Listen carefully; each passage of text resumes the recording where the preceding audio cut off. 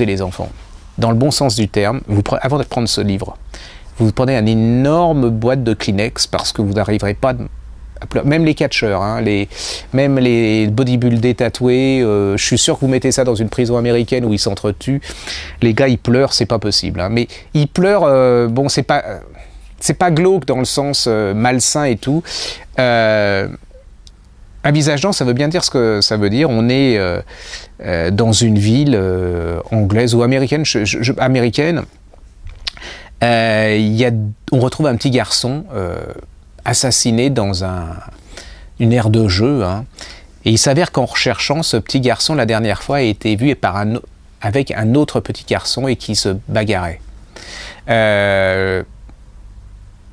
On va voir la mère, on va voir le petit garçon, et quand on va l'interroger, on fait une perquisition et on découvre que ses chaussures, son pantalon sont pleins de sang. On fait l'analyse, et l'analyse, elle est positive.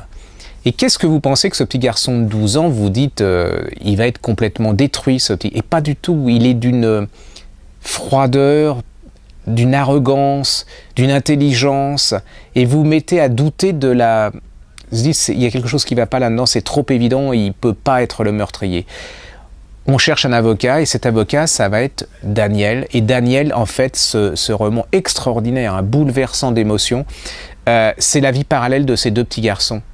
C'est-à-dire que Daniel, l'avocat, va raconter sa vie, et cet avocat va nous raconter comment, enfant, il a été abandonné, qu'il était absolument fasciné par sa mère, mais sa mère a été une junkie, hein, elle l'a carrément abandonné parce qu'elle ne pensait qu'à prendre de la drogue, et lui, il s'est retrouvé absolument tout seul. On l'a placé de famille en famille, il a été très violent, jusqu'au jour où il va être...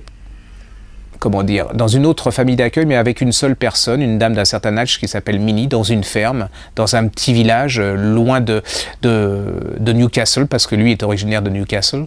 Et il en veut beaucoup à tout le monde, il en veut particulièrement, il n'en a rien à faire de cette vieille dame.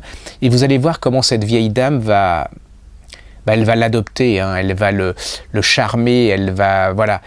C'est un combat entre les deux au début, mais elle cède rien, elle l'aime beaucoup, et lui, à la fin, il va découvrir ce que c'est que la tendresse, ce que c'est que l'amour, mais il va se passer quelque chose, vous ne saurez pas quoi jusqu'au bout du livre, parce que des années après, on sait qu'elle lui téléphone, qu'il ne répond pas, qu'il lui en veut beaucoup, qu'il est très en colère avec elle, et elle va mourir.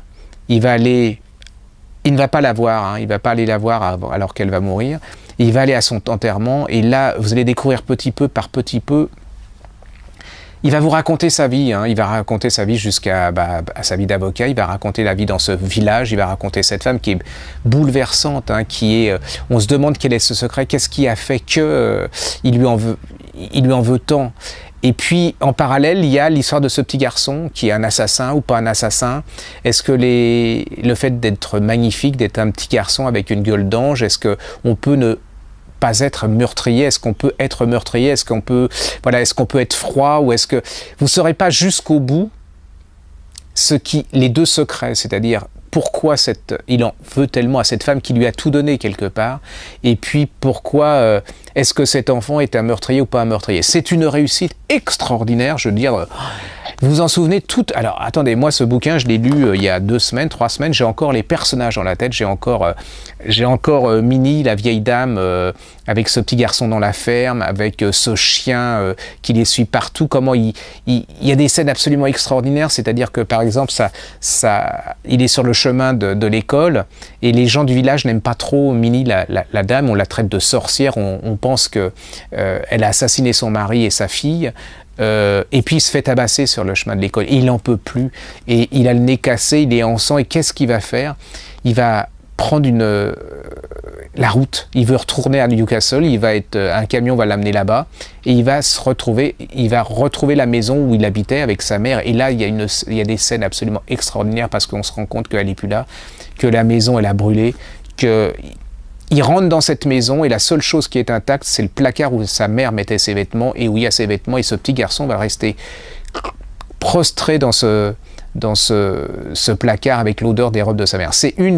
Tout est comme ça, c'est c'est pas sirupeux, c'est pas démago, c'est pas triste pour le triste, c'est pas vous faire pleurer pour vous faire pleurer. Il y a rien là-dedans qui est... Mais vous pouvez plus, quoi. C'est tellement bien fait, vous le ressentez. Vous êtes à la fois la vieille dame, vous êtes dans le petit garçon. C'est extraordinaire. Les enfants, voilà. Si... c'est comme Le garçon d'à côté, vous savez, ce roman extraordinaire qui a ému tous les gens. Et bien moi, pour moi, c'est aussi, ça m'a presque plus ému que ce bouquin, parce que c'est l'autre bouquin, parce que c'est, vous auriez pu le vivre, ça. Hein. Donc ça s'appelle Un visage d'ange de Lisa Ballantine, et c'est chez Belfond.